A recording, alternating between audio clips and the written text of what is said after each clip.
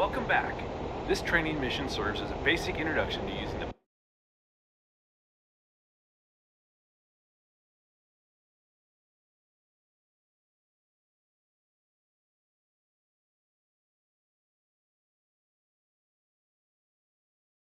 PACS, Programmable Armament Control Set, in the air-to-ground mode.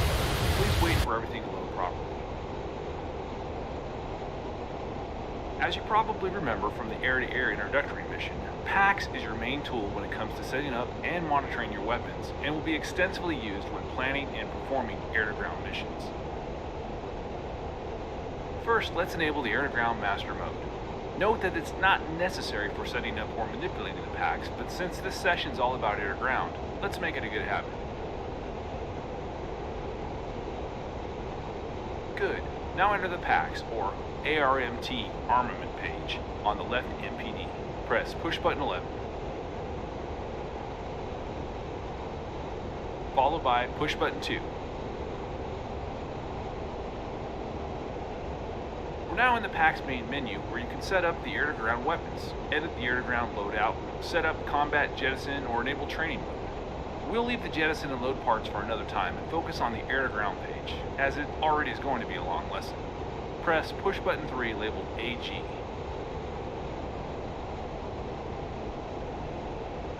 Okay, this is the air-to-ground display, and you, or your Wizzo, will be spending a lot of time on this page and its subpages in the future. Let's go through the main options. Push button 1 works in the same way as in the air-to-air mode and lets you switch between the high and low rate of fire for the gun. As a rule of thumb, high will be used for aerial engagements, while low should be set for strafing runs. Push button 2 lets you quickly jump in the air-to-air page, but we don't need to go there now. Push button 5 labeled Prog allows you to switch between 4 different programs that can be set up for various stations. These stations are listed in the top row of the display from left to right. Station 2 under the left wing, left conformal tank, centerline station 5, right conformal tank, and station 8 under the right wing.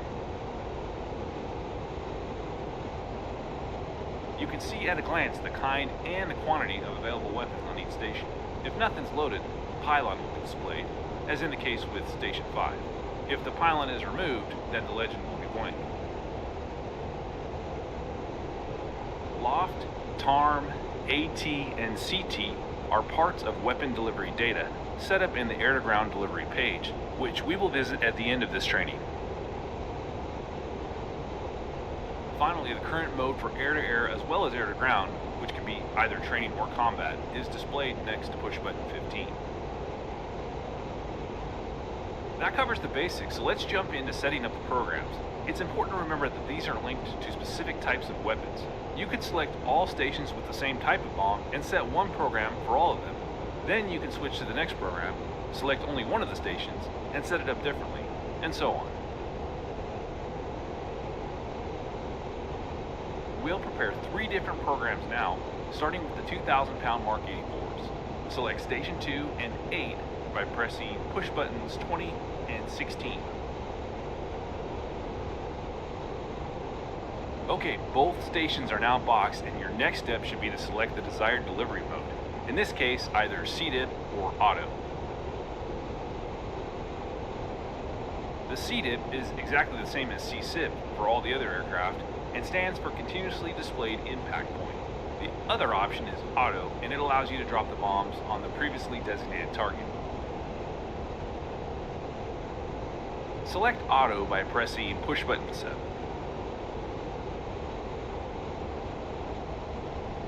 Now we have to choose the release sequence for each pickle press. One stay means that one weapon for each selected station will be dropped with every press of the pickle button. Selecting step will drop one weapon with each press, alternating between all the selected stations. Choose the first option. Finally, the fusing. The selection here will matter mostly for retarded bombs and laser-guided bombs. Anyway, for now, choose the NT, or nose tail, to arm all 3 arming wire units. We're set. You should see the auto delivery reticle on your HUD now, which means that the program is ready to be used. Let's quickly make another one. Press push button 5 to cycle to program 2.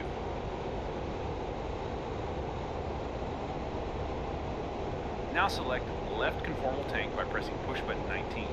We have our snake eye bombs loaded there. These are best used when flying low and fast and in the C-dip mode, so press push button 6 to select it. Let's set them up so we expend all 6 bombs at a time. To do so, you can choose one of the 2 remaining options. Ripple single allows to drop a string of bombs for as long as the pickle button is pressed, alternating between all selected stations. Ripple multiple works in a similar way, but drops bombs simultaneously from all the selected stations, so in pairs, threes, etc.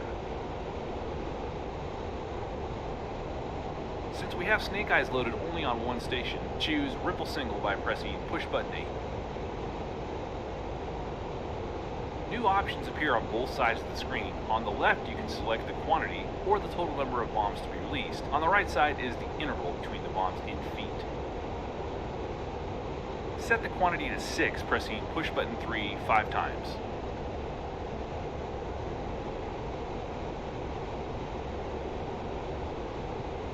Now set the interval to 110 feet by pressing push button 13 once, followed by push button 12.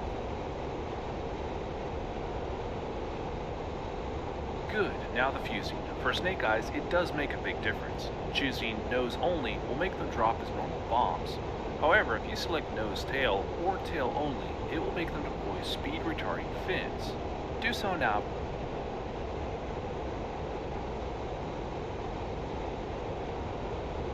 Okay, now cycle the program a few times using push button 5. You'll notice that when you select program 1, it shows the selected stations, auto reticle on the HUD, and all the delivery options in the bottom line. When you move to program 2, the HUD shows the C-dip pipper and the station with snake eyes is boxed. You can set up a maximum of 4 delivery programs in that way.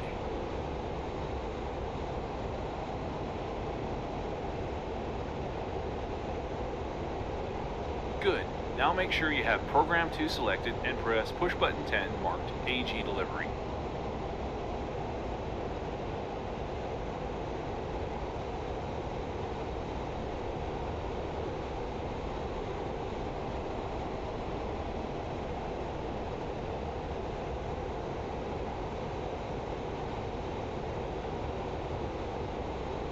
You should now see additional information such as altitude, wind speed, and current time. Delivery data for the selected program is also shown. The 3 columns at the center of the display is the sensors data, including their readiness and priority. You can set the priority to manual or auto mode. We won't be going deeper into this topic today, just make sure that the legend in the first column and next to push button 13 says auto. The red and MRA legend are for reticle depression and minimum recovery altitude. Both can be set using the UFC.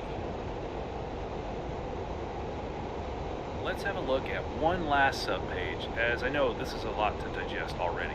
Press push button 1 to enter the programming page. The push buttons from 15 to 20 can be used to set the manual sensor hierarchy, but we won't be doing that today. Loft allows the aircrew to program the desired angle for loft delivery using the scratch pad. Push button 3 and 4 are used to set the long track and cross track. These are described in the manual, and I recommend you check the details there. TARM over push button 6 allows entry of time before weapons arm after release in seconds. Finally, push button 8 allows to enter the time for auto lays when using LGBs. We'll cover that in another lesson. Okay, that's enough for today. I'll unpause the mission in a moment. You have a bunch of trucks at target point 3. Go ahead and put both programs we set up to good use.